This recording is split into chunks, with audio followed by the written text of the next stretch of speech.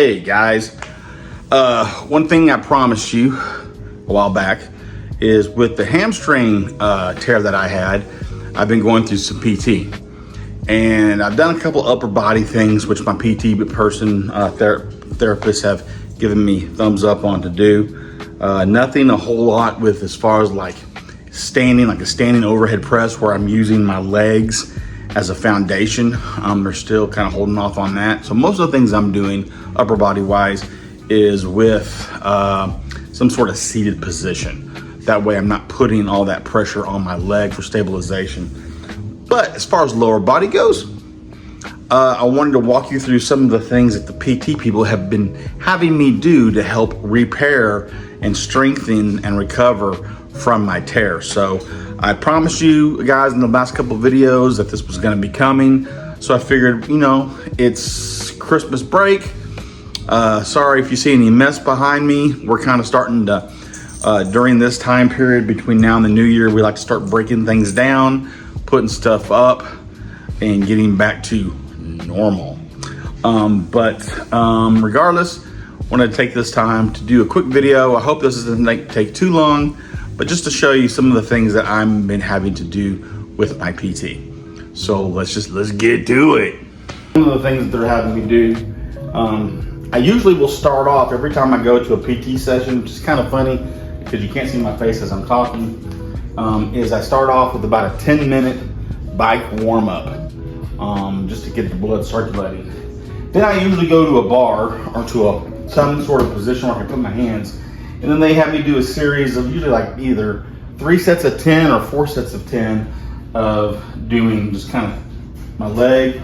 You want to tighten your butt and then keep your leg as straight as possible. Keep your toes.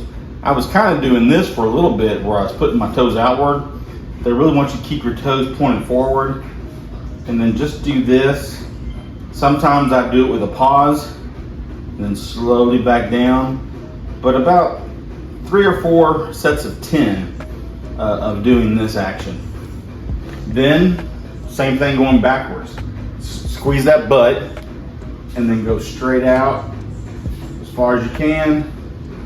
Do 3 or 4 sets of 10 of this.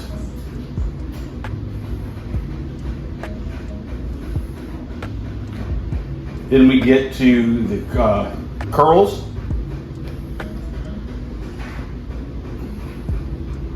3 or 4 sets of 10 of doing the curls. And when I first started off, I could only get like about to here when I had my hamstring at the very beginning. But now that I've been through a few weeks of recovery and physical therapy, I can now get pretty high. I have noticed that with this one and with straight leg back, after so many, toward the end of it, it does start to get a little tender. So those are some of the things that we do from that position. Okay. From the sitting position,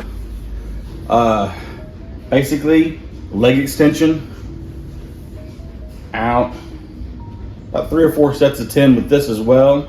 If you do have some sort of hamstring issue, either it's a pull or a tear, one of the things they have told me during my physical therapy is, if you can't do the full set of, 3 out of 10, do as much as you can. Once you start getting from, your pain level is anywhere from 0 to 10.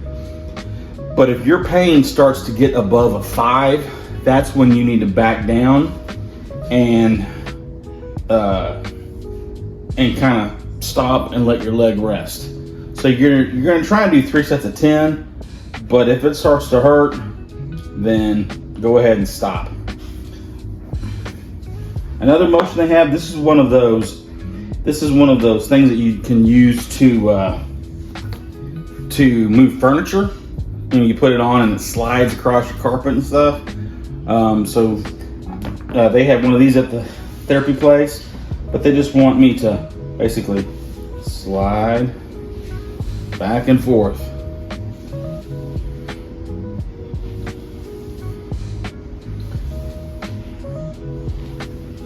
Three sets of 10, guys.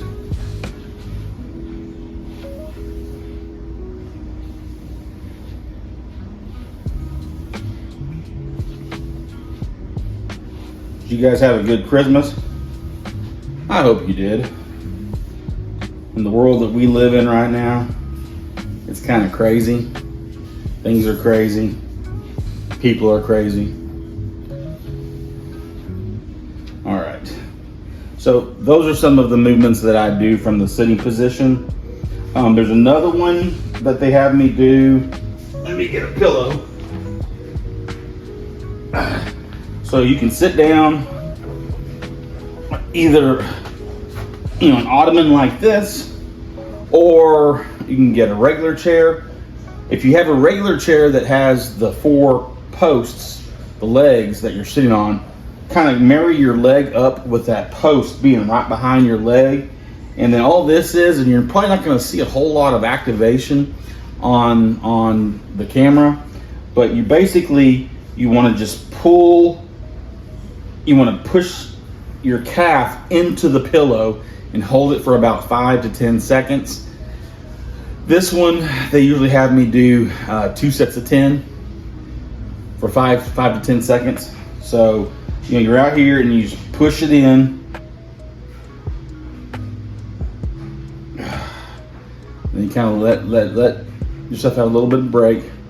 Push it in. And you're just using that calf to push into the pillow and put stress in that area.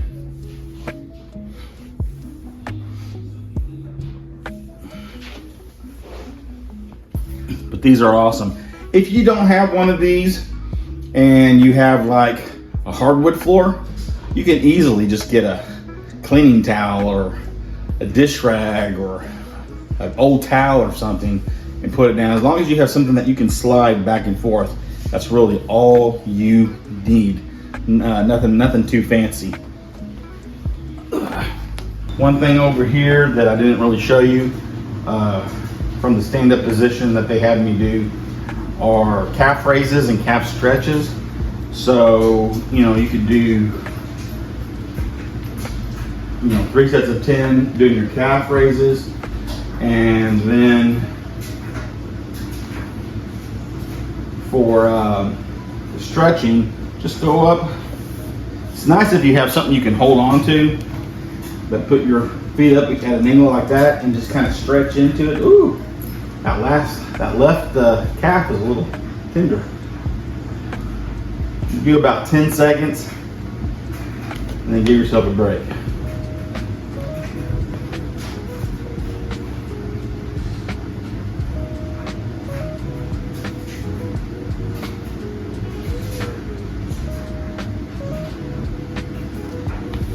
All right, guys, just a couple more things. Another thing from the seated position that I forgot to show you was putting your heel into the ground. And kind of like when I had that pillow back here and I was pressing into it, all you're doing is you're just pushing your heel into the ground. You kind of, as hard as you can, for about 5 to 10 seconds. And do about 2 sets of 10 of that. So just 5 to 10 seconds, and you're just driving that heel into the ground, and you really can't see anything on the camera, but like I can feel this whole area down here activating. My tear is like right around here, not hair, here is where my tear is. And so the cool thing about the hamstring is it goes all the way up to your glutes, your butt, and then it connects. There's some connection of the tendons right here, but it also connects down here to the top part of your calf. So it's really good to really, all the way from your butt to your calf, to really stretch those muscles and activate those muscles, which will help with the healing process for any sort of tear in that area. The last couple things I was going to show you.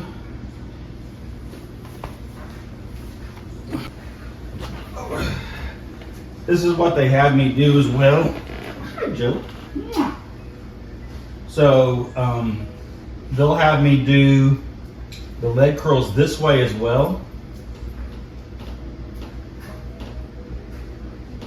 And then the one that I really don't like, because it really focuses in.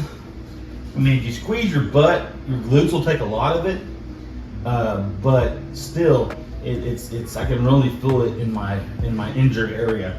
But if you want to squeeze that tushy, and then bring that leg straight back and down.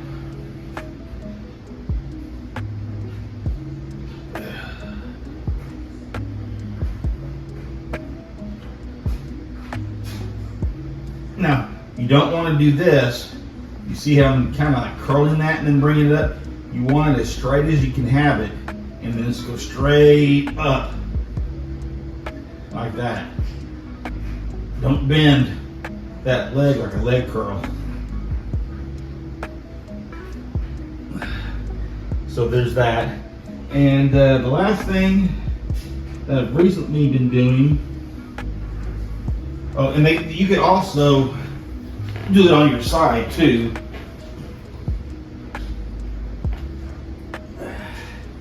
This is another variation of what they've been having me do.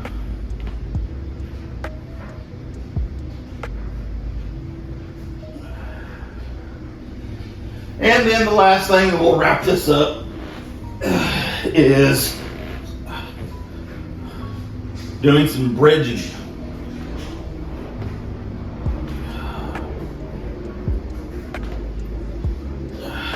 You can do it on the floor, you can do it on your couch, your bed, but just getting that action, and really you want to kind of hold it, squeeze your butt together like you got a quarter, and then back down, and pretty much 3 sets of 10,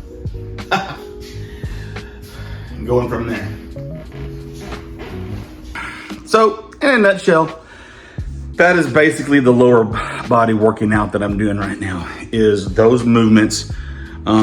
They keep intensifying that as we go along.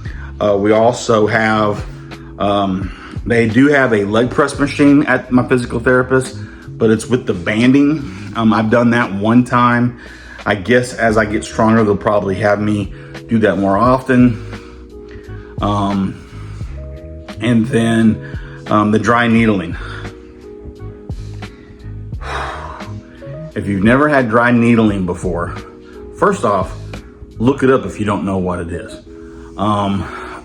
The basic description that I can give you is it's like acupuncture. They use the exact same needles as acupuncture, but what they're doing is they are hitting those nerves in the muscle that are around that injured area, around that torn hamstring of mine. It might be someone's, arm, forearm, or shoulder, or wherever your injury may be. But they'll go there, and those needles, they'll put them into that nerve of that damaged area. Unlike acupuncture, I think acupuncture looks for like, I forget what they call it. If you know what they call it, put it down there in the comments somewhere. But they're looking for, they're not looking for the nerves, they're looking for the wafer points, or the I guess if you look up like an acupuncture calendar or caricature of a person, they've got all these waypoints, and that's where they're putting those needles. They also don't go as deep as the dry needling. Dry needling, they dig a little bit deeper into you than you do with acupuncture. And I'll just be honest with you, it sucks when you're having it done. Especially whenever they hit that injured area. I mean, you feel it throughout your whole body. It is horrible. Absolutely. In fact, it's kind of funny because I've been doing that. I had a couple dry needling sessions, and then after that, I wound up getting a new tattoo.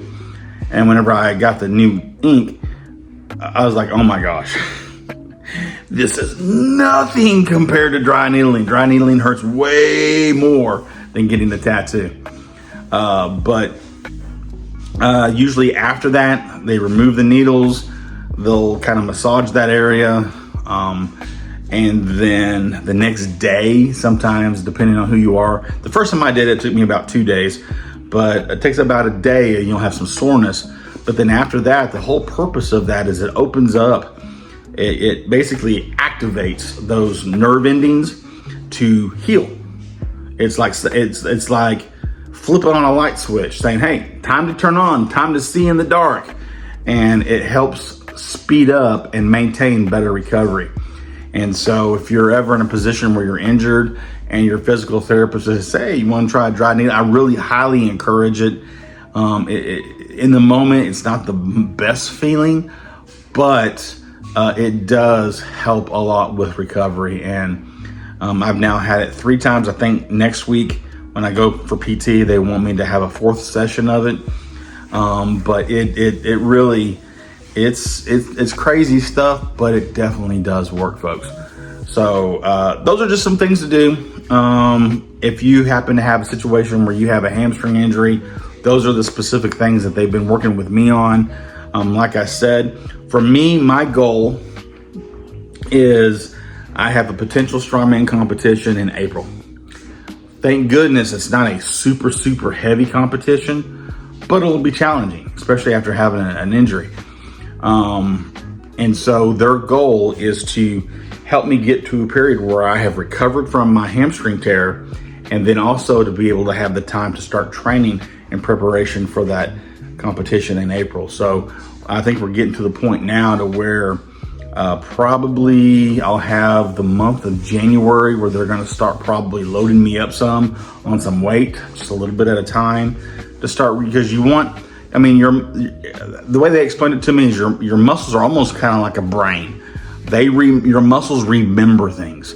That's one of the reasons why if you have a workout and you do a certain chest, arm, leg workout, and it's all you do 3 sets of 10, 4 days a week, and that's the only 3 exercises you do, after a while, your body knows that, and you don't have those gains like you were seeing in the beginning. It's because your body remembers it. It's kind of gotten kind of plateaued. So when you're exercising, it's always good to change it up because it keeps your body guessing, and it'll help you get better gains by doing that. So don't just do that same old throughout. I mean, don't get me wrong. I always preach, especially for the older folks, get out and do something. And if you wind up there's 3 exercises that you like to do 3 times a week for 3 sets of 10, by all means do that, because that is going to push the blood through the old ticker and give you those health benefits. But if you're wanting gains, if you are wanting to get stronger, if you're like a bodybuilder and you're wanting to get more defined in your muscular area, you got to be able to kind of mix things up a little bit. And so, that's one of the things that we're trying to do is get those muscles to remember, hey, this is how you're supposed to work. This is how you're supposed to grow. This is how you're supposed to get ready to be able to lift these heavy weights. So that's the whole process for me. I think I've got an athlete sports program, something that they have me on. And so that's the direction I'm going. So recovery so far is fantastic. I had one little downfall where I fell again. But other than one mishap, recovery is going great. So a little shout out to the people at SERC, SERC. They are a great, I think they might be nationwide, maybe, I don't know. But I love my local office. The physical therapists there are wonderful. So make sure that when you get into a physical therapy, if you don't like them, find somewhere else. You want to be somewhere where you like the people. You can talk to them. They can talk to you. You feel comfortable. You feel safe. Those are all important things as you're looking for a PT. You're in the driver's seat, people. Don't make them think that you have to be there and only there. If you don't like what you're getting, you have the opportunity to get up, get out, and go find someone different, someone new who you can connect with to help you grow. Because at the end of the day, that's what you want to do, is you want to heal and grow and recover to be able to do the things that you like to do. So guys, be awesome, be strong, and most importantly, get your fit on. Have a good one.